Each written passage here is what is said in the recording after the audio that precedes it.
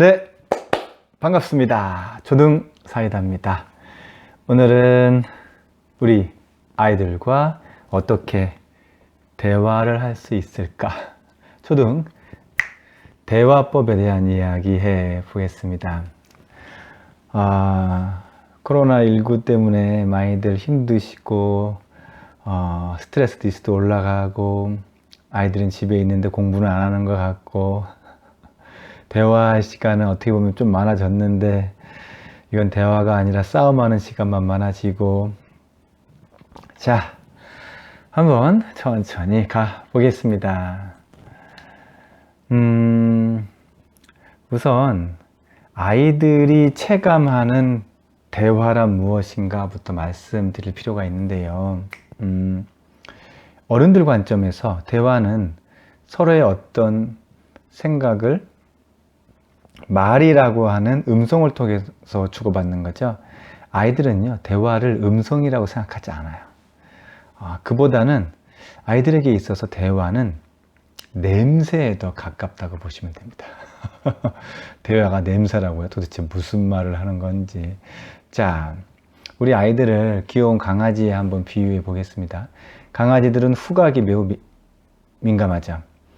스치듯 지나가는 주인의 옷 냄새를 통해서도 많은 정보를 얻는다고 해요. 우리 아이들도 비슷합니다. 직관력이 너무 강해요. 그래서 엄마가 방문을 열고 들어오기 전에 엄마의 발자국 소리만으로도 이미 냄새를 맡듯 정보를 얻습니다. 엄마가 또 수학 문제 풀었냐고 물어보겠구나. 그리고 잠시 후 엄마가 노크하고 문을 열면서 말씀을 하시죠. 수학 문제는 다 풀었니? 짜증을 냅니다. 푼다니까 왜 자꾸 말해? 엄마 입장에서는 억울하죠. 한 번밖에 말을 안 했는데 왜 자꾸 말하니?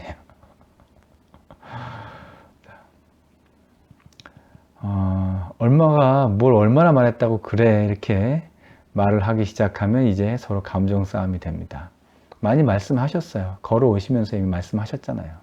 아이들은 발자국 소리만 들어도 이미 알아들었다니까요. 네. 이렇게 되지 않으려면요, 냄새 교란 작전을 하셔야 돼요. 자, 냄새 교란 작전이라 뭐냐? 아이들의 예상을 뒤집어야죠. 자녀의 공부 상황을 확인하고 싶어요. 그래서 아이 방에 가서 노크하고 방문을 열어요. 들어가서 공부와 전혀 상관없는 다른 얘기를 하시면 돼요. 이것도 무슨 얘기냐? 아니, 공부를 확인하러 갔으면 공부를 물어봐야지 뭘 왜 다른 얘기냐? 예.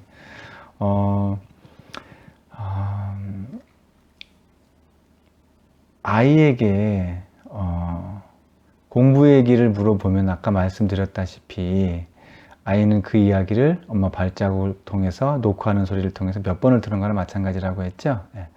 그래서 아이가 긴장을 해요. 어떤 말을 할 것 같구나 라고. 그런데 전혀 생뚱맞은 다른 말을 합니다. 예. 이게 냄새 교란 작전입니다. 그럼 다른 어떤 얘기를 하느냐? 예. 그것까지 미리 생각하실 필요 없어요. 그것까지 미리 생각하면 아이들이 그 냄새까지 맡아요. 생각하지 말고요. 그냥 아이의 학습이 궁금하면 평소처럼 물어보려고 방문을 열어보듯이 그냥 아이 방을 찾아가시면 돼요. 그리고 공부에 대한 걸 물어보려는 순간 말하고 싶은 걸 멈추시고 눈에 보이는 것대로 그냥 말씀하시면 됩니다. 우리 영희 방이 더운가 보네? 에어컨 좀 더 틀까? 반팔 티셔츠를 입고 있네? 이거 필통 바꿔야 될 것 같은데? 많이 낡았네? 등등등. 그러면 아이들이 경계를 낮추고 동시에 방어태세도 내려놓습니다. 그리고 엄마 말에 귀를 기울여요. 도대체 무슨 말을 하려는 거지? 뭐 좀 덥네, 더워. 그래, 에어컨 좀 틀어줘. 엄마가 필통 사줄 거야? 예. 그런 대답들에 몇 마디 대답을 해주고 방을 나오시면 돼요. 그럼 공부에 대한 건 안 물어보냐고요? 네. 믿기 어려우시겠지만 원래 공부에 대한 이야기는 이미 아이가 다 들었습니다. 내가 말을 안 했잖아요. 예, 말을 안 했어도 다 들었어요.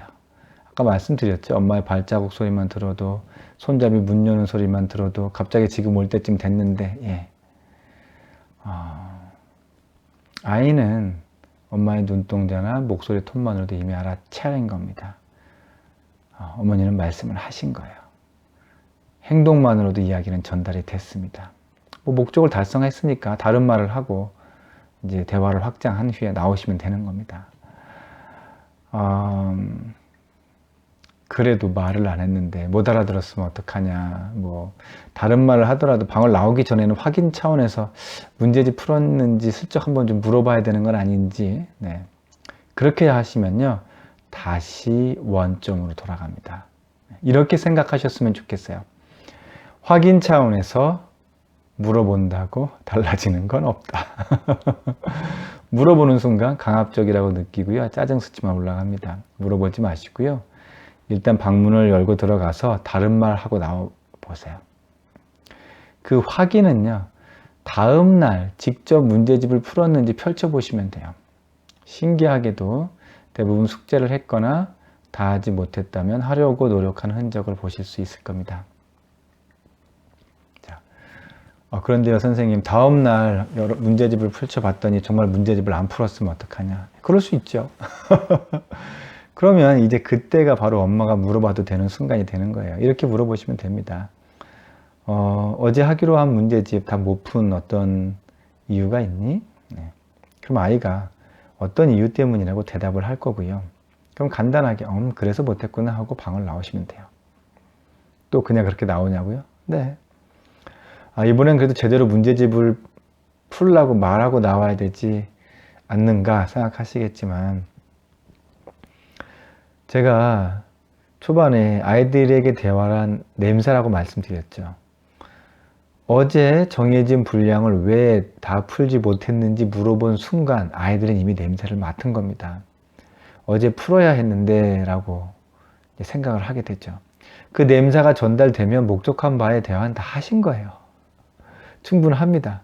아이들과의 어떤 대화가 잘 안 되고 그들에게 이렇게 짜증이나 아이들에게 저항을 받는 이유는요, 아이들이 이미 냄새를 맡았는데 자꾸 그걸 확인시키는 말을 할 때 저항이 오는 겁니다. 이걸 잊지 않으셨으면 좋겠어요. 자, 그럼 이제 진짜 대화하는 과정 말씀드릴게요.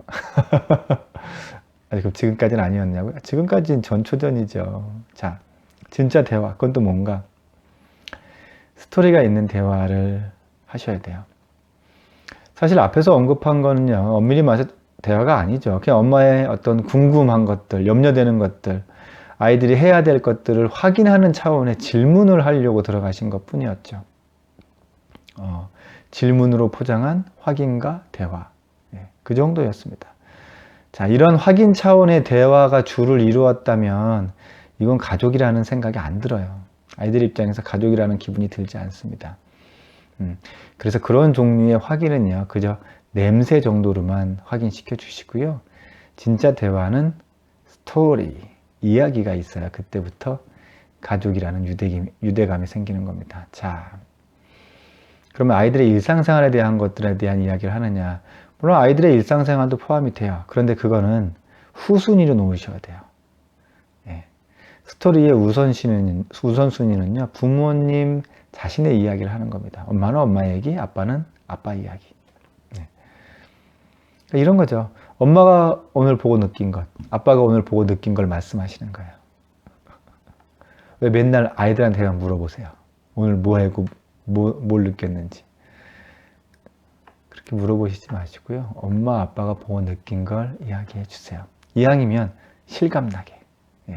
마치 어릴 적 우리 아이들한테 동화책 읽어주듯이, 사자가 나오면 응 하고 읽어주듯이 약간 오버한 듯이 해주셔도 괜찮아요. 더 좋아요. 엄마가 오늘 직장에 갔는데 부장님이 마스크를 안 쓰고 막 침 튀기면서 업무 지시를 하는 거야. 이거 정말 뭐라고 한마디 하고 싶었는데 차마 말도 못하고, 부장님이 나가자마자 손소독제로 그냥 주변을 다 닦았다니까. 뭐 이런 이야기. 이런 스토리 안에서 어떤 상황이 상상되듯이 떠오르게 말을 하기 시작하면요, 그때부터가 진짜 대화가 되는 겁니다. 그럼 아이들이 질문을 하기 시작하죠. 자, 뭐 어떤 질문을 하냐고요? 뭐 그런 거죠. 아까 뭐 대화 이야기를 보면 그 부장님은 뭐 남자야, 여자야, 뭐 그래도 원래 평소에도 그렇게 별로가 없었느냐? 엄마는 왜 그때 부장님한테 마스크 쓰라고 말을 못 했냐? 뭐 직장 상사한테는 원래 그렇게 그냥 참아줘야 되는 거냐? 등등. 생각지도 못한 질문들이 들어옵니다. 이때가 아주 중요한데요. 그 순간에 자기 방어를 하시면 안 돼요. 예. 자기 방어를 하지 않는다는 건 부모 입장에서 좀 난처한 질문이라도 솔직하게 대답해 주시는 게 좋습니다. 좀 더 보충해서 말씀드리면 아이가 이야기를 통해서 바라본 엄마의 모습을 인정해 주시라는 거예요. 예를 들면 아이가 이렇게 말할 수도 있어요. 엄마, 아무리 부장님이라도 요즘에 코로나가 이런 사태인데 지금 마스크는 쓰고 말하라고 엄마가 말했어야지. 부장님이 그렇게 무서워? 이때 자기 방어하듯이 무섭긴 하나도 안 무서워. 또는 뭐 그냥 한국 직장 문화가 좀 그런 거야. 뭐 무서워서 그런 건 아니고 등등 이렇게 대답하시지 말고요. 일단 아이가 이야기를 통해서 바라본 그 시선을 인정해 주시면 돼요. 아, 엄마가 그때는 몰랐는데, 아빠가 그때 몰랐는데, 우리 아들 말을 들어보니까, 우리 딸 말을 들어보니까 직장 상사를 좀 무서워했을 수도 있겠다. 다음에는 한번 용기를 좀 내볼까? 네. 일단 이렇게 인정을 통해서 아이는 진짜 엄마, 진짜 아빠를 만나게 되는 거예요. 초등 중학년, 그러니까 3학년 정도부터는 이렇게 진짜 엄마와 진짜 아빠를 만나게 해 주셔야 됩니다. 그러면 3학년 이상이라고 제가 말씀드렸는데 그 이전 초등 저학년 시기에는 뭐 진짜 엄마 아빠를 만나게 해주는 게 아니냐 이런 거죠. 초등 저학년 또는 초등 그 이전의 아이들에게는요 진짜 엄마 진짜 아빠라기보단 원더우먼 엄마나 뭐 슈퍼맨 아빠의 역할이 필요합니다. 언제든지 무슨 일이 있든지 항상 나를 지켜주고 힘도 세고 엄마 아빠가 먹으라는 약만 잘 먹으면 병이 나을 수도 있고 좀 다쳤는데 엄마 아빠가 괜찮다고 말해주면 곧 괜찮아질 것 같고 그런 역할인 거죠. 그래서 그때는 대화가 쉬워요. 아빠가 비행기 태워줄게 하면서 이렇게 들어서 안아서 빙빙 돌려주면 그걸로 대화가 됐죠. 예. 하늘을 날게 해주던 그런 힘이 센 아빠였습니다. 그런데 초등학교에 들어가고 이제 뭐 중학년이 되면 알게 되죠. 우리 엄마 아빠가 어떤 뭐 원더우먼도 아니고 슈퍼맨도 아닌 그냥 인간임을. 예. 그때 이야기를 통해서 대화 속에서 아이들이 그러한 시선을 인정해 주시면 됩니다. 그러면 그때부터 인간 대 인간으로 공감 대화가 시작돼요. 우리 아이가 어른이 되는 길이 시작이 됩니다. 그 대화를 통해서 아이가 바라보는 엄마 아빠의 모습에 대해서 부모가 그걸 인정하면서 대화를 계속 이어나가면 그 상황 자체가 아이들의 성장의 발판이 되는 겁니다. 네. 일종의 무의식적인 그러니까 위기의식이 생겨요, 아이들한테. 그 뭐냐면 그 전까지는 그저 엄마 아빠만 믿고 살면 되는 줄 알았는데 이게 아닌 거죠. 약간 긴장도 되면서 결국 나도 언젠가 내 힘으로 뭔가를 살아나가야 되고 이뤄내야 하는구나. 또 그렇게 한번 해보고 싶다라는 나의 욕망이 생기기 시작하는 겁니다. 자, 아이들에게 자기 스스로 무언가를 하고 싶다는 욕구가 생기는 건 아주 중요합니다. 그 순간부터가 내 안에서 올라오는 어떤 욕망이나 욕구를 인지하는 순간부터 자아라는 걸 느끼게 되는 겁니다. 그러한 욕구가 있는 나를 느끼게 되는 거죠. 자, 아이와의 대화라는 건요, 그저 서로 소통하는 정도의 수단이 아니에요. 그걸 넘어섭니다. 아이들이 스스로 자아를 느낄 수 있는 소중한 계기가 될 수 있어요. 자, 보통 자기 자신을 잘 바라보라고 하죠. 그런데 많은 경우 자기를 바라보는 기회가 타인과의 대화를 통해서 찾아옵니다. 그 대화 속에서 느껴지는 타인의 시선을 통해서 자기 자신을 보게 되는 거예요. 그래서 아이들과의 대화는 정말 중요합니다. 좀 덧붙여서 지금처럼 코로나 시대처럼 좀 특수하고 민감한 시기에 한 가지만 더 보충해서 말씀드리고 싶은 게 있는데 뭐냐면 자녀와의 대화 중에 마주하는 화남에 대한 겁니다. 아이를 키우고 서로 대화를 하다 보면 뭐 화를 낼 때도 있고 안 낼 수가 없죠. 예. 대화 중에 뭐 화를 좀 덜 내는 방법이 없는가? 많은 어린이들과의 대화법의 책을 보면 주로 어떻게 하면 화를 안 낼 수 있는지 혹은 잘 참고 넘어갈 수 있는지에 포커스를 두고 있어요. 이렇게 말씀드리고 싶어요. 이런 겁니다. 사실 잘 참고 넘어가고 있는지에 포커스를 두시면 안 돼요. 지금 술을 마신다고 가정합시다. 안 취할 수 있나요? 엄청 세시다고요? 진짜? 자, 술을 마시면 안 취할 수가 없죠. 마찬가지입니다. 뭔가 자녀에게 무시당하는 말투를 들었어요. 화가 안 날 수가 없죠. 예. 이때 중요한 건 화를 안 내거나 참는 게 아니에요. 예. 술 마신 게 참는다고 술이 안 취해집니까? 안 그러잖아요. 나의 화로 인해서 상대방이 어떤 공포감을 느끼거나 모욕감을 느끼지 않을 수준이 어디까지인지에 중점을 주셔야 돼요. 내가 술을 마셨어도 비틀거리거나 막 횡설수설하거나 쓰러지거나 하지 않을 정도까지의 주량을 지키고 취하지 않으려고 하는 것. 그 경계선을 아는 것이 중요한 겁니다. 마찬가지로 화도 그런 거죠. 엄마로서 화낼 수 있습니다. 괜찮아요. 그런데 아이한테 모욕감을 주어서는 안 돼요. 엄마로서 화를 낼 수도 있어요. 그런데 공포감을 주는 건 아니에요. 그 선이 어디까지인지는 아셔야 됩니다. 그리고 자녀들마다 상황이 달라요.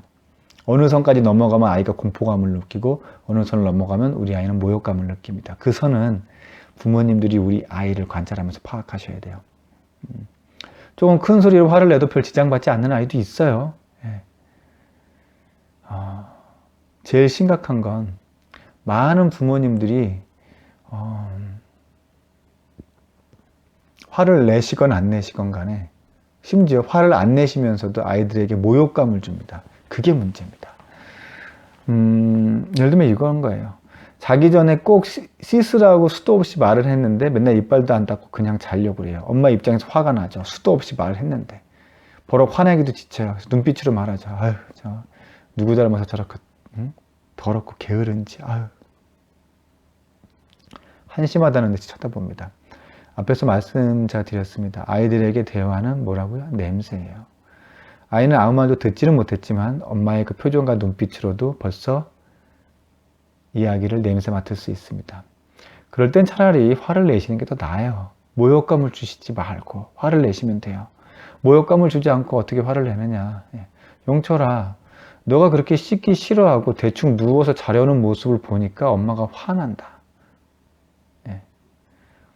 너가 게으르고 더럽다는 판단 섞인 표정과 비아냥거리는 말투가 아닌 그냥 이런 상황 자체가 화난다고 말씀해 주시면 돼요. 어렵다고요? 그냥 차라리 속 시원히 그냥 화내버리면 안 되냐고요? 예. 저는 교사입니다. 마찬가지로 또 아빠이기도 하고요. 집에 가면 아이가 있어요.